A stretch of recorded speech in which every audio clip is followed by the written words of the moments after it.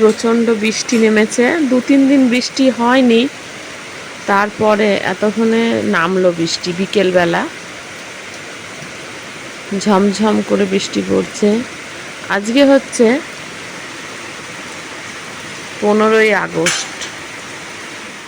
তো বন্ধুরা, আজকে হচ্ছে 15ই আগস্ট।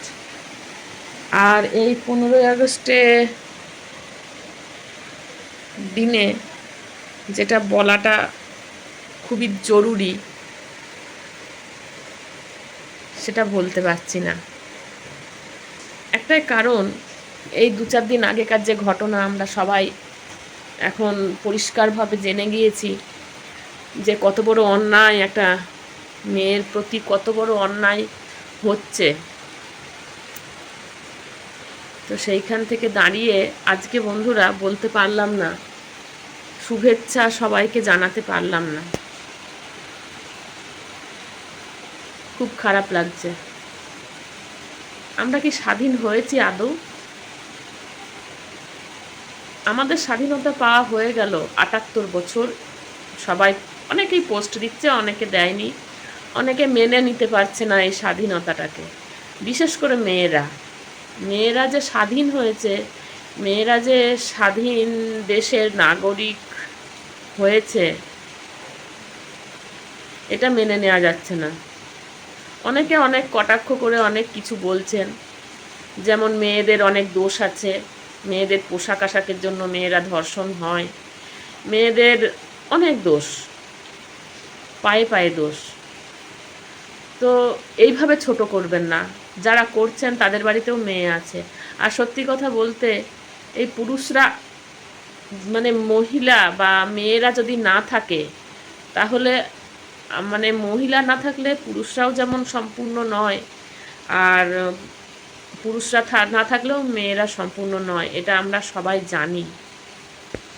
তবে আজকের দিনে দাঁড়িয়ে অনেক অনেক মেয়েরা কিন্তু স্বাধীনভাবে বাঁচার অধিকারটুকু নিয়ে এগিয়ে যাচ্ছে, সেখানে তাদেরকে শেষ করে দেওয়া হচ্ছে। আর আমরা সবাই অনেক দিন ধরেই আমাদের ঘরের মেয়েদের বা আমরা নিজেরাও মেয়েরা স্বাবলম্বী হওয়ার চেষ্টা করছি, মেয়েদেরকে নিজের পায়ে নিজেদের সন্তানদেরকে দাঁড় করানোর চেষ্টা করছি, পড়াশুনো শেখাচ্ছি, শিক্ষিত করছি, আর শিক্ষিত করিয়ে তাদেরকে একটা ভালো জায়গায় পৌঁছে দেওয়ার চেষ্টা করছি। কিন্তু এটা কি হচ্ছে? এ কি পরিণতি? একটা 31 বছরের মেয়ে ডাক্তার, তাকে অকালে ওইভাবে শেষ করে দিল, খুন করে দিল। আর খুন করে দেওয়ার পরে বলছে কি এটা আত্মহত্যা।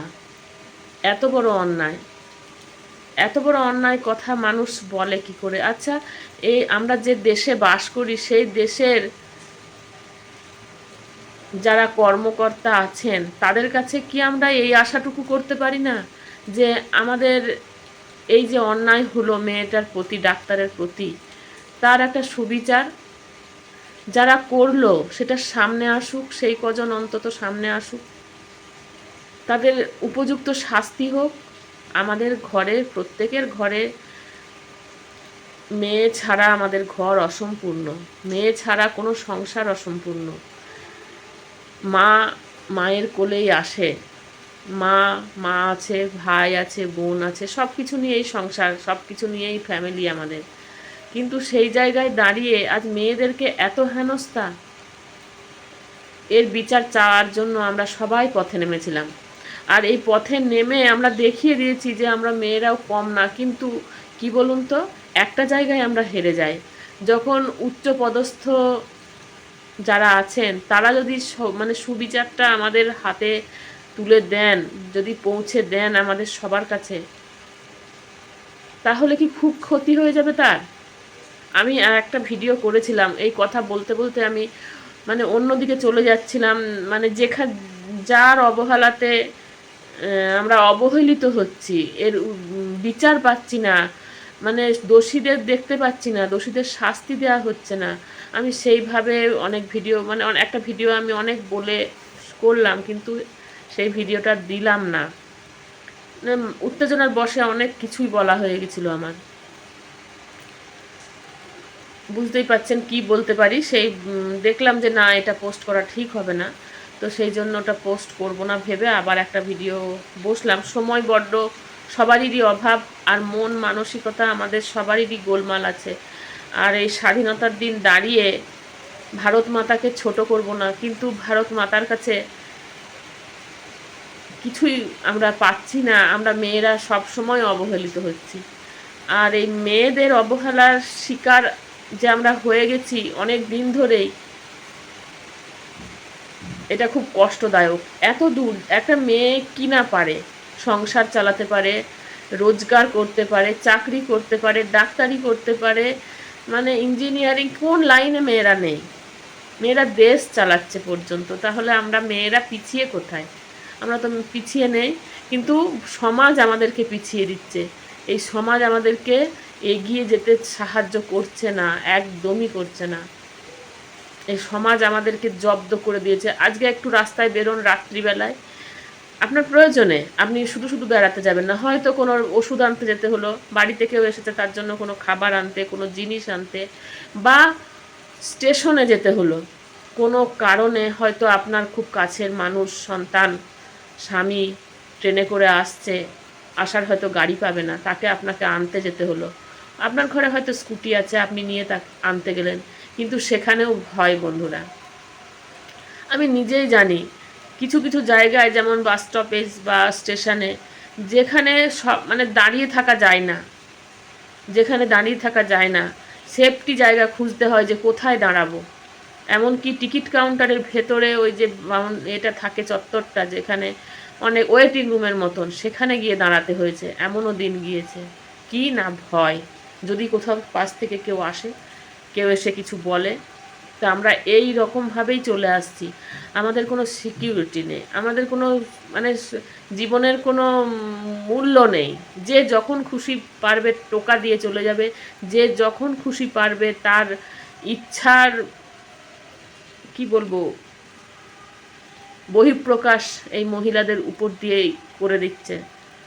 তাদের মন মানসিকতা যা চাইছে সেখান থেকে টেনে নেওয়ার চেষ্টা করছে, জোর করছে।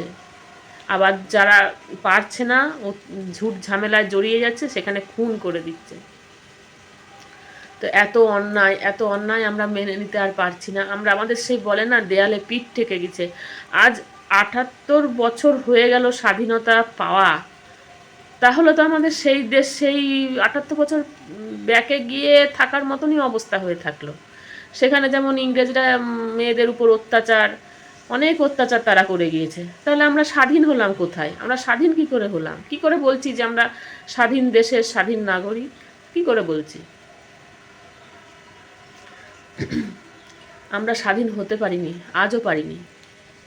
অনেক চেষ্টা, অনেক লড়াই। গতকালকে আমরা অনেকে দেখেছি, রাস্তায় নেমে গেছি আমরা প্রত্যেকে, প্রতিটা মেয়ে ছেলে, এমনকি বাচ্চাগুলো পর্যন্ত, ছোট থেকে সেই ৮০ বছর ৮৫ বছর অনেককে দেখলাম।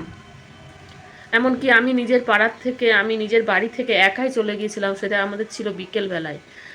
তো আমাকে আজকে অনেকে দেখে বলছে, তুমি গেলে আমাকে একটু বললে না। অথচ কিছু মানুষ আছে, আমরা আমাদের মহিলারাই মহিলাদের শত্রু। কিছু মানুষ আছে, তারা দেখেও যেন দেখেনি, শুনেও যেন শুনেনি। আবার কিছু মহিলারা আছে যারা দেখে বলছে, তুমি গেলে আমাকে একটু ডাকলে না। মানে কত ধরনের সমাজে মহিলা আছে। হ্যাঁ, দেখেছি আমাদের পাড়ারই কিছু সমস্যা হয়েছে, রাস্তাঘাটের সমস্যা, কারো জায়গা জমি নিয়ে সমস্যা। তখন সেই সব মহিলাদের কি মানে তখন তারা দশভুজা হয়ে যায়।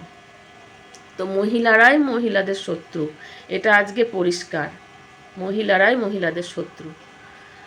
তো তারা পর্যন্ত আজকে রাস্তায় বেরোলো না। আমার কোনো অভিযোগ নেই, আমি এটাই বলতে চাইছি, বোঝাতে চাইছি, আমরা মেয়েরা এক হতে পারি, কিন্তু অনেক মহিলারাই এখনও একসাথে এগোতে পারছে না। এইখানেই আমাদের প্রবলেম, এইখানেই আমাদের প্রবলেম। এখনও যদি আমরা সবাই মিলে একসাথে এগোতে পারতাম না, তাহলে ঠিক একটা বিচার আমরা পেয়েই যেতাম। আর আজকে ওই ডাক্তারের কথা বলছি, কালকে যে আর অন্য একজনের জীবনে এরকম ঘটনা ঘটবে না তার তো কোনো মানে নেই। কেউ গ্যারান্টি দিয়ে বলতেও পারবে না যে না, তোমার এটা হতে পারে না, হবে না। তো সেই জন্যই বলা যে সবাই আমরা এক হই, আর স্বাধীন দেশের স্বাধীন নাগরিক ঠিক আছে, মানলাম, কিন্তু এই এক এক হয়ে এগিয়ে যাওয়ার মতন ক্ষমতা মনে হয় কারোর মধ্যেই থাকবে না। আমরা যদি সবাই এক না হতে পেরেছি, তাহলে কেউ আমাদেরকে পারবে না। সবাই এইভাবেই জব্দ করবে, এইভাবেই আমাদের উপর অত্যাচার করবে। তো বন্ধুরা, এটাই বলবো, সবাই এক হও। আর আমাদের এর বিচার চাই। আরজি কর, তুমি বিচার দাও। আর কিছু বলতে ইচ্ছে করছে না। আসছি, অনেকের সাথে একমত। আজকে 15ই আগস্টের দিনে কিছু মনটাকে বড় করতে পারলাম না, যেটা আজকে স্বাধীনতা দিবস। আজ আমরা সত্যি অনেক পিছিয়ে, অনেক পিছিয়ে। আজ আমরা পারিনি, স্বাধীন হয়েছি হয়তো কাগজে কলমে, কিন্তু মন থেকে আমরা স্বাধীন হইনি। আর মন থেকে আমরা অনেকটাই পিছিয়ে আছি।